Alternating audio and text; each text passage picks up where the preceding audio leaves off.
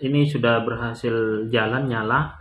Assalamualaikum warahmatullahi wabarakatuh. Jumpa lagi bersama saya di Point to Point, yaitu antena dari 90 derajat 45 atau sampai 50. Ini kan kalau misalkan seperti ini saya akan membahas tentang sistem. Sekarang sudah stabil dia di 9. Bagaimana cara ngabsennya untuk siswa? Assalamualaikum warahmatullahi wabarakatuh. Jumpa lagi bersama saya di channel Tani Cyber. Pada video kali ini saya akan melanjutkan video yang sebelumnya tentang IoT. Jadi kita akan belajar IoT mulai dari basic. Nah, yang saya pegang di sini ada dua yang ada di video kali ini. Ini ada dua interface gateway ya. Yang pertama kita menggunakan Raspberry Pi yang 4 GB ya, yang modelnya 4B, yang modelnya B. Kemudian untuk yang satunya lagi yang saya pegang ini adalah Raspberry Pico ya. Raspberry Pico ini adalah sebuah microcontroller ya, yang sangat kecil atau komputer yang sangat mini. Ini harganya, kenapa kita banyak yang menggunakan ini? Kalau untuk belajar logik, ini harganya cukup murah. Harganya ya tidak lebih dari 200.000 ya. Ini cukup murah. Kemudian tapi ada kekurangannya kalau menggunakan ini, nanti untuk memori penyimpanan itu kecil. Jadi untuk project-project yang cukup besar itu tidak dianjurkan untuk menggunakan yang ini. Selain itu juga untuk input outputnya itu juga terbatas ya.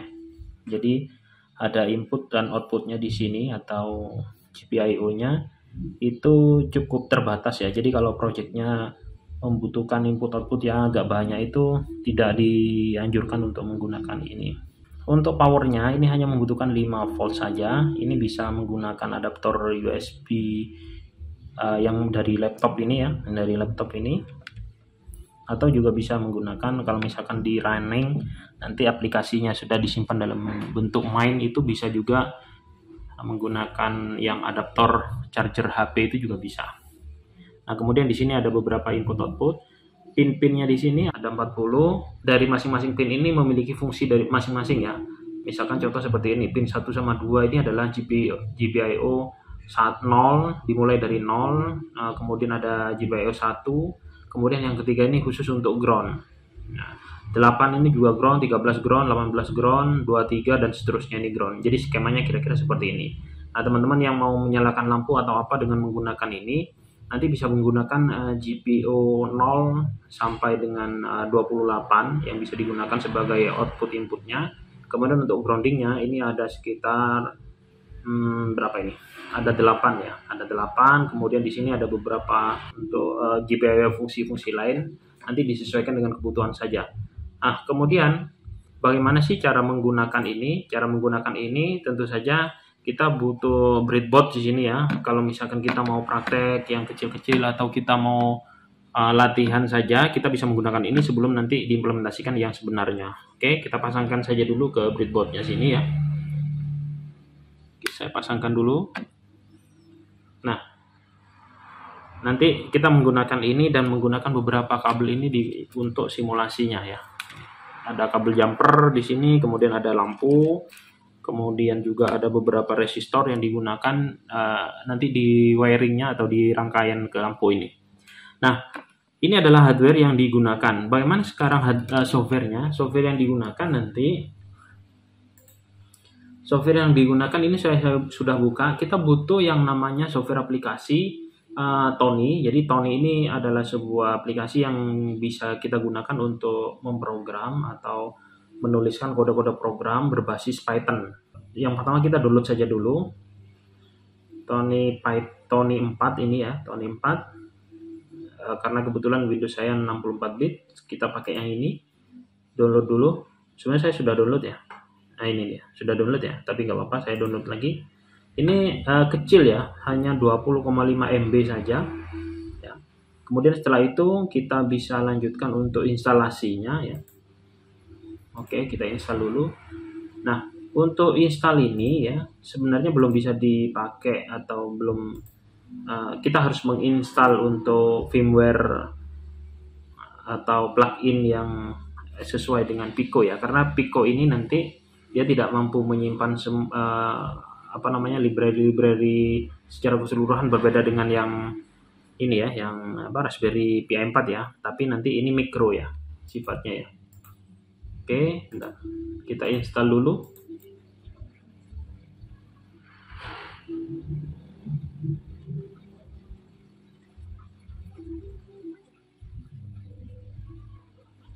Kalau sudah seperti ini, sudah diinstal, kita finish saja. Kemudian kita coba buka Tony-nya, aplikasi Tony-nya. Nah, ini dia aplikasi Tony-nya sudah kebuka ya. Nah, sekarang tinggal kita nyalakan saja ininya. Nanti kalau misalkan nyala, nanti dia akan menjadi sebuah drive begitu ya. Jadi nanti akan muncul drive baru yang sebenarnya itu adalah Pico. Nah, bagaimana nanti supaya ini terdeteksi di Tony itu, kita harus menginstal plugin terlebih dahulu ya. Untuk install pluginnya biasanya ada di configure interpreter di sini ya, atau bisa menggunakan tools, kemudian ada option ya kalau nggak salah, interpreter di sini. Nah, nanti kita install di sini ya. Nah, di sini belum terinstall terdeteksi secara otomatis karena memang kita belum menyalakan ini dan kita belum mengaktifkan. Nah, untuk menyalakan ini supaya nanti terdeteksi di sini, itu ada di sini tombol namanya tombol boot ya. Ini ya, tombol boot. Itu kita pencet tombol bootnya, kemudian baru kita masukkan untuk power yang 5 voltnya ini ya. Kita pencet dulu power bootnya. Oke, kita masukkan. Oke, nah ini sudah terdeteksi dia. Sudah terdeteksi. Nah, setelah itu nanti ini dia. Jadi dia sama seperti flash disk ya. Dia akan muncul di drive baru di sini. Nah, selanjutnya untuk yang instalasi package-nya, kita klik di sini untuk configure interpreternya. Kemudian di sini otomatis nanti akan terdeteksi. Kita akan pilih Python. Nah, kita install ini, kita install atau upgrade MicroPython-nya di sini. Nah, kita install saja di sini, klik. Kemudian di sini otomatis sudah ada muncul di sini. Kalau misalkan tadi tidak muncul, tidak ada di sini, berarti dia belum masuk di boot cell-nya ini ya. Kemudian di micro variannya kita pilih saja untuk yang Pico ini ya, yang paling atas sendiri. Kemudian kita install. Ini akan jalan dia proses untuk copy atau mendownload dan diinstal ke MicroPython-nya. Kalau sudah, kita close saja. Oke, sudah selesai. Artinya program MicroPython-nya ini sudah siap digunakan dan Pico ini juga sudah siap. Nah, misalnya begini ya, kita mau buat program sederhana, nanti kalau disimpan ya, ketika disimpan ini jangan lupa nanti disimpannya ke ini, ke ke Raspberry Pico-nya ya, RP2040 device. Ini. Kalau komputer, dia nanti akan tersimpan di komputer lokal laptop kita. Tapi kalau ke RP2040 ini nanti langsung akan di sini. Inilah yang benar nanti. Oke. Seperti itu untuk pengoperasian dan pengenalan dasar dari Pico ini. Nah, sekarang bagaimana contoh aplikasi atau program untuk dasar ya. Kita akan coba untuk menyalakan lampu LED saja ya. Kita akan menyalakan lampu LED. Di sini saya sudah punya lampu LED. Ya, kemudian kita akan masukkan. Ingat di sini lampu LED juga ada plus minusnya. Nanti untuk pengenalan beberapa komponen kita akan buatkan video tersendiri ya. Yang jelas di sini dari plusnya. Oh ya, cara kerja breadboard ini nanti yang di sini ini adalah paralel, yang ke sini ini ada yang bagian tengah ini, yang di sini ini adalah yang paralelnya ya. Jadi ini nyambung. Kalau lurus ini nyambung, yang ini yang lurus, yang sini yang nyambung. Jadi karena ini tidak bisa dipasang seperti ini tidak bisa ya. Ini dipasang seperti ini nggak bisa karena ini di sini short ya, nyambung ya. Jadi nanti kita pasangnya seperti ini, plusnya ada di sini.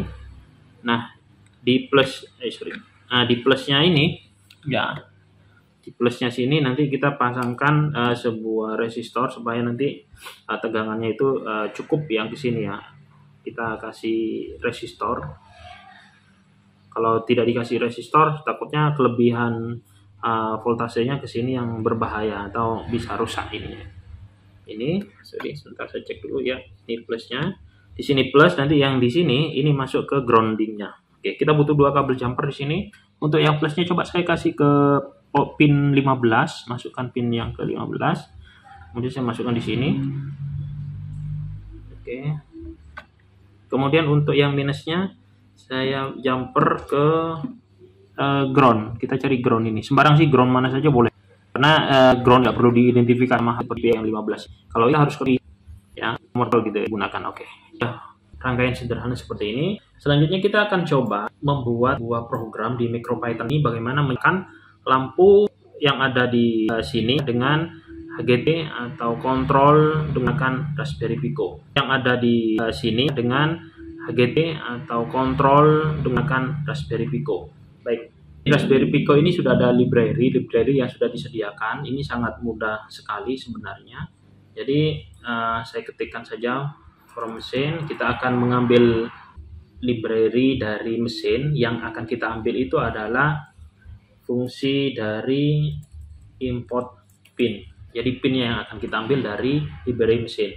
Kemudian kita akan mendefinisikan LED ini menggunakan pin berapa. Karena yang saya masukkan di sini kebetulan pinnya pin 15, jadi saya tuliskan di sini pin 15. Pin ini berfungsi untuk sebagai outputnya. Nah, kemudian kita akan isi variabel LED ini ya dengan apa? Dengan angka 1 atau artinya bernilai 1 atau on. Ya. Oke, kalau sudah seperti ini kita coba simpan dulu ya. Dan simpannya itu di sini di RP2040 device. Kita simpan saja, coba di LED 1 ya. Oke, saya simpan, saya replace saja. Kalau sudah, coba kita nyalakan. Maka dia sudah menyala gitu. Artinya kita sudah benar di sini ada pin 15. Kalau misalkan ini salah, nanti dia tidak akan menyala. Oke. Kita coba beberapa program yang lain. Ya, misalkan untuk value-nya 0 misalkan seperti itu ya. Kalau kita simpan maka dia akan mati. Nah, dia akan mati kan ya. Nah, beberapa project bisa teman-teman coba kalau misalkan contoh misalkan kita mau membuat kedap-kedip misalkan gitu ya, blink gitu ya. Nah, itu bisa juga menggunakan fungsi toggle ya. Kita akan coba misalkan LED value, kalau seperti ini kan hanya memberikan value saja antara 0 dan 1. Tapi kalau kita coba LED-nya itu diisi toggle, kita lihat ya. Kalau diisi toggle itu kira-kira seperti apa hasilnya. Kita simpan dulu, kemudian kita coba jalankan. Ya. Nah, dia sama fungsinya untuk menyalakan, tinggal nanti bagaimana kita nyalanya itu di nyalanya itu nanti dibuat blink gitu ya. Nah, untuk membuat seperti itu kita membutuhkan namanya timer ya. Jadi kita butuh fungsi lagi yang namanya timer. Kemudian untuk ininya tetap, kemudian kita mendefinisikan fungsi timer itu, kita buat fungsi blink gitu ya. Apa yang timer? Sorry. Oke. Nah, untuk timernya ini kan variabel. Jadi kita akan membuat variabel timer ini diisi oleh timer, isi dari fungsi timer. Oke, kalau sudah, untuk LED toggle-nya ini isi dari fungsi blink. Kemudian di bawah kita buatkan lagi timer. Nah, kita kasih waktunya 2. Kemudian kita modenya sama dengan timer periodik ya.